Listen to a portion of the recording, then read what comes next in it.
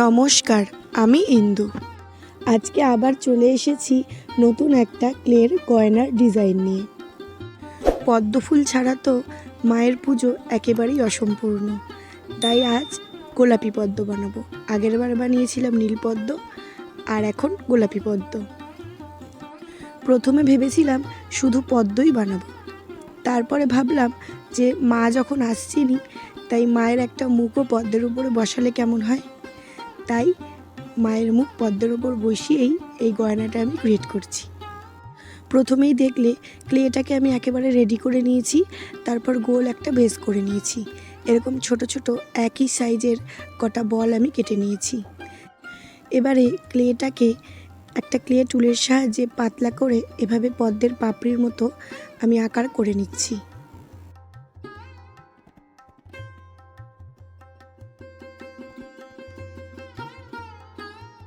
এইভাবে অনেকগুলো পদ্মের পাপড়ি কিন্তু আমি করে নিয়েছি। নিচের দিকে যেগুলো রাখবো সেগুলো একটু বড়, আর উপর দিকে যেগুলো রাখবো ওগুলো একটু ছোট করে করেছি। পদ্মের গায়ে এরকম লম্বা লম্বা দাগ বোঝানোর জন্য একটা টুলের সাহায্যে এরকম দাগ কেটে নিচ্ছি, যাতে একটু রিয়েলিস্টিক মনে হয়। এভাবে সব পাপড়িগুলোতেও কিন্তু আমি দাগ কেটে নেব। পাপড়িগুলো হালকা শুকিয়ে গেলে আগে থেকে করে রাখা বেসেরটার ওপরে পাতাগুলোকে এভাবে আমি আটকে দিচ্ছি।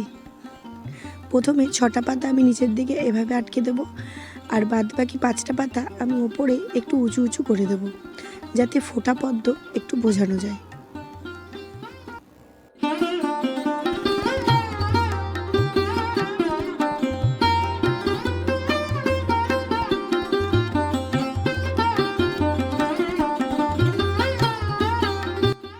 অবশ্যই কিন্তু পরের পাপড়িগুলো যখন লাগাবো তখন দেখে নিতে হবে যে পাপড়িগুলো একটু শুকিয়ে এসেছে কিনা। যদি না শুকোয় তাহলে কিন্তু পাপড়িগুলো এরকম উঁচু উঁচু হয়ে দাঁড়িয়ে থাকবে না, নিচের দিকে ঝুঁকে পড়ে যাবে।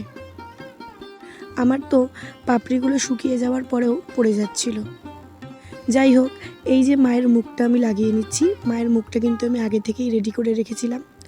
মায়ের মুখটা বসিয়ে দেওয়ার পর কত সুন্দর লাগছে পদ্ম ফুলটা, তাই না? এই গয়নাটা বানাতে বানাতে একটা নামই কিন্তু বারবার আমার মাথায় আসছিল, পদ্মবিলাসিনী। তাই এই গয়নাটার আমি নাম রেখেছি পদ্মবিলাসিনী। পদ্ম ফুলটা তো আমার একদম রেডি। এবারে আমি একটা কুড়ি বানিয়ে নেব।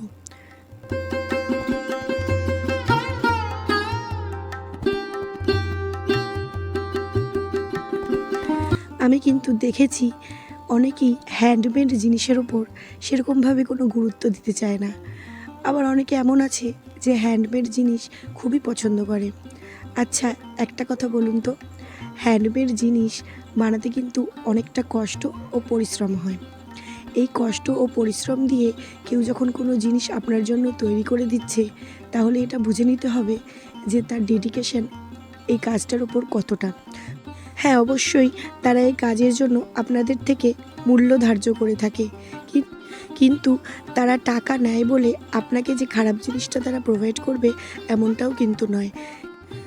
তারা তাদের সবটুকু দিয়েই কিন্তু একটা জিনিস তৈরি করার চেষ্টা করে, কারণ এটা তাদের পেশার সাথে সাথেও কিন্তু অবশ্যই একটা ভালো লাগার জায়গা। তাই দয়া করে কেউ তাদের শিল্পী সত্তাকে ছোট করে দেখবেন না। এই যে গল্প করতে করতে কিন্তু একদম তৈরি। কেমন হয়েছে অবশ্যই জানিও। যারা এই অবধি আমার এই ভিডিওটা দেখছো তারা অবশ্যই একটি লাইক করে দিও, আর চ্যানেলটিকে সাবস্ক্রাইব করে দিও। আমার পদ্মবিলাসিনী কিন্তু একেবারেই তৈরি। এই পাশে যে ছোট ছোট কুড়ি ফুলগুলো দেখছেন, ওগুলো কিন্তু আমি আলাদাভাবে তৈরি করে নিয়েছি। আশা করি এগুলো বুঝতে আপনাদের কোনো অসুবিধে হবে না। সব তো একটা ভিডিওতে দেখানো সম্ভব না, ভিডিওর লেন্থটা কিন্তু অনেকটাই বড় হয়ে যাবে, সেই জন্য ওগুলো আমি অফ ক্যামেরায় করে নিয়েছি। এই যে মায়ের মুখটা আমি কিন্তু রং করে নিয়েছি, এবার ফুলটাকেও আমি রং করে নেব। পুরো ফুলটার ওপরে কিন্তু আমি প্রথমে সাদা রং করে নিয়েছি। তোমরা অবশ্যই সাদা রং করবে, না হলে কিন্তু পরের রঙগুলো একদমই ফুটে আসবে না, দেখতেও কিন্তু অতটা ভালো লাগবে না। ফুলটিকে আমি এভাবে পুরোটাই রং করে নেব।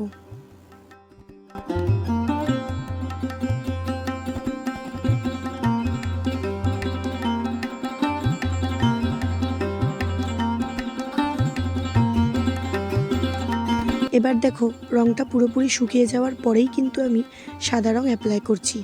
রঙ যদি পুরোপুরি না শুকোয় তাহলে কিন্তু সাদা রঙ দেওয়ার পরে ওই রঙটা আর গোলাপি রঙটা একসাথে হয়ে একটা আলাদা রঙ তৈরি করবে, সেটা দেখতে একদমই ভালো লাগবে না। সেই জন্য রঙটা শুকোনোর পরেই কিন্তু পরবর্তী রঙগুলো তোমরা দেওয়ার চেষ্টা করবে, তাহলে কিন্তু ফুলটার শেডিংগুলো একদম সুন্দরভাবে ভিজিবল হবে, দেখতেও খুব ভালো লাগবে।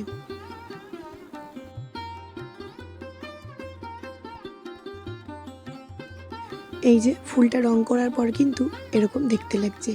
অবশ্যই জানিও কীরকম রঙটা আমি করতে পেরেছি। ফুলের বাকি অংশগুলো কিন্তু আমি রং করে নিয়েছি। পাতাটাকে আমি সবুজ রং করেছি, হালকা হালকা হলুদের শেডও করেছি। আমি ক্যামেরার সামনে একটু সাজিয়ে দেখাবার চেষ্টা করছি। আমি কিন্তু অফ ক্যামেরায় এগুলো ক্লের সাহায্যে ভালো করে অ্যাটাচ করে নিয়েছি। ভালো করে এগুলো অ্যাটাচ করে নেওয়ার পরেই কিন্তু আমরা ট্যাসেলের মধ্যে এটাকে আটকাবো। ইয়াররিংগুলো এরকম কুড়ির ওপরেই কিন্তু রাখার চেষ্টা করেছি।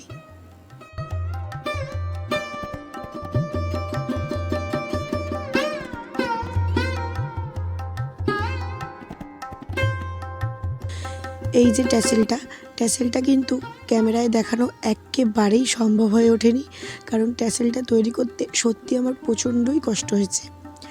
এই যে আমার পদ্মবিলাসিনী একেবারে তৈরি।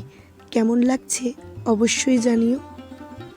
তোমাদের এই ছোট্ট ছোট্ট কমেন্টগুলোই কিন্তু আমাকে উৎসাহ দেয় নতুন ভিডিও তৈরি করার জন্য। তোমাদের সবার কমেন্ট কিন্তু আমি পড়ি, আমার সত্যি খুব ভালো লাগে।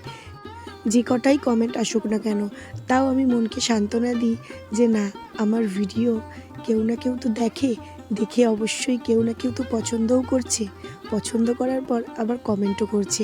এই ভেবেই কিন্তু আমার মনটা খুব খুশি হয়। আজকের ভিডিওটা কেমন লাগলো জানাতে কিন্তু একদম ভুলো না। আজ তবে আসি, সবাই খুব ভালো থেকো, ধন্যবাদ।